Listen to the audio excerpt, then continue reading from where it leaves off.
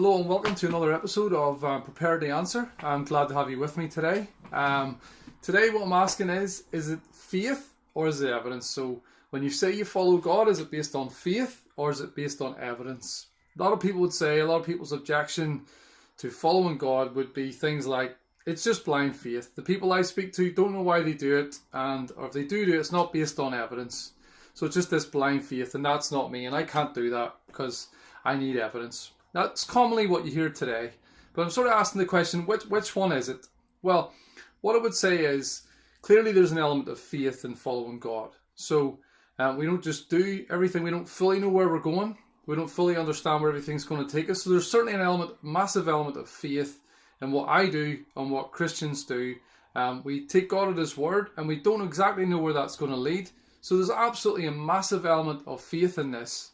But what I would say is, the foundation to move on that faith, for me, comes from evidence. So the foundation which leads to faith, which inspires faith, comes from evidence. Then you might ask, well, what is that evidence? And the Christians get accused in the marketplace. I'm sure you get that a lot. Please let me know if you do. People get accused all the time of there's no evidence for God. There can't be any evidence for God. Well, what I want to present to you today, a handy little way to remember this. It's an acronym to remember for me 5 of the key bits of evidences, which won't, as I say to people who don't believe, fully convince them, but it presents compelling evidence for me that has to be looked at for the idea of a God, of a creator of the universe. So the 5 points conveniently are under the word faith. So 5 fingers, thumb, 4 fingers, 5 fingers to think about faith. So the acronym is faith. 5 points of evidences which point towards the idea that it's more likely that there's a God than that there isn't, if you're having this debate on the street. So 5, faith. Faith, the F stands for first cause, which is what's known as the cosmological argument, which I'll explain in just a moment. A stands for anthropic principle, which is known as the teleological argument or fine-tuning of the universe. All sounds very complicated, but I will explain it as we go through. Anthropic principle. I, so F-A-I, stands for injustice, which for me accounts for that sense of injustice that we all have. Things should be a certain way in life, which stands for the moral argument. So injustice. T stands for testimony, which is the testimony of many hundreds of thousands, if not millions of people, to their lives having been changed by following this God, by following His book, the testimony of people and the experiences they've had. H stands for history.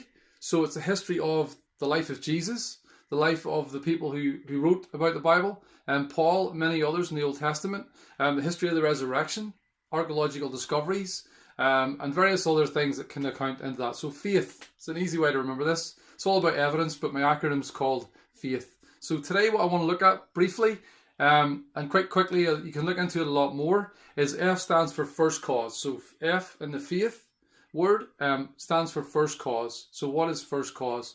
The initial cause of the universe. So up until almost the 1920s, most people, scientists, did not believe that the universe had always been here.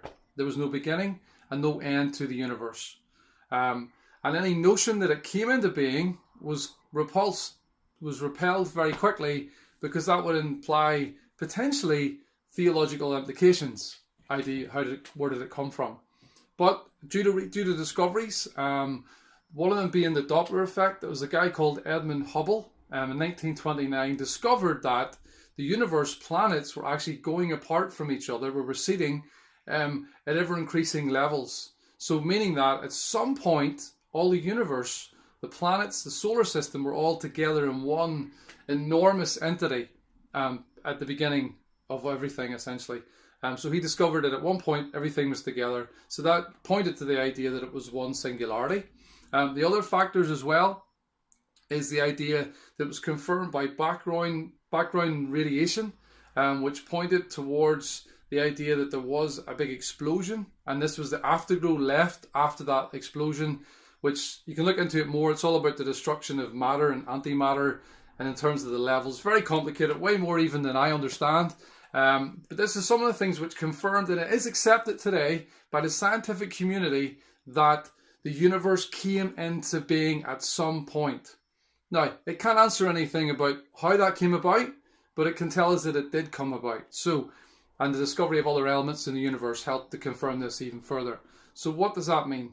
This has massive theological implications. As Stephen Hawking has said, as many scientists have said, this is a huge discovery. And rather than being averse to the Big Bang, Christians should embrace the Big Bang. Because, and it sounds cheesy possibly here, but the Big Bang needs a Big Banger. The Big Bang needs a cause. So we have a singularity, a single point in time when everything came into being. What happens here is the laws of physics, the laws of science break down, because all we know is of the physical matter.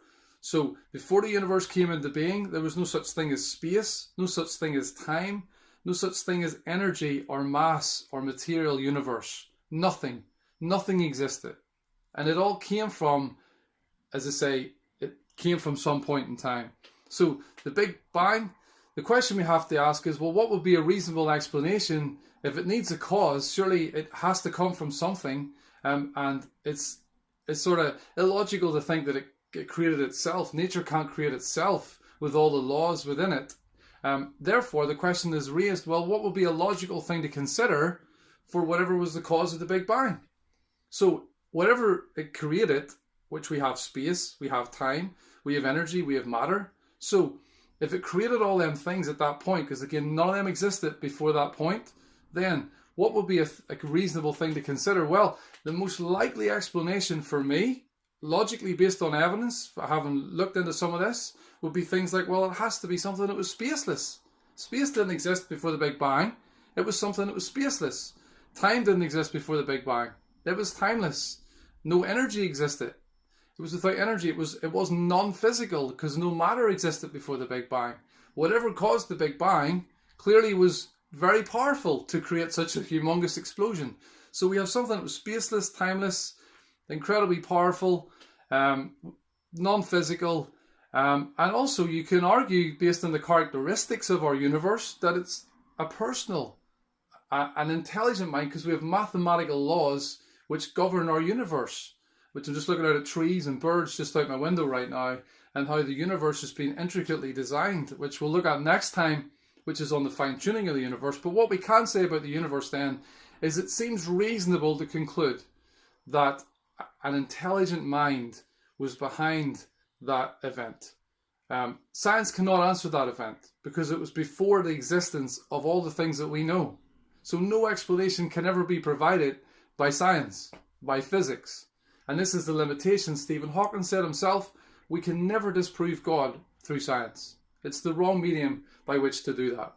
So anyway, this is the argument today. Faith, again, first cause, anthropic principle, injustice, T is for testimony, H is for history, all stands for faith, all points towards 5 key, strong pieces of evidence for the existence of God.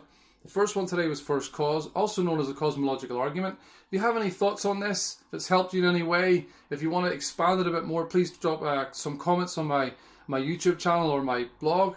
Please subscribe to the YouTube channel if you can hit that button for me. Helps just to build up a bit of a community, again, where ideas can be exchanged. I want other people to engage on this stuff as well. Many thanks for listening today, and we'll be back next time with the anthropic principle, which is the fine-tuning argument, also known as the teleological argument. Many thanks.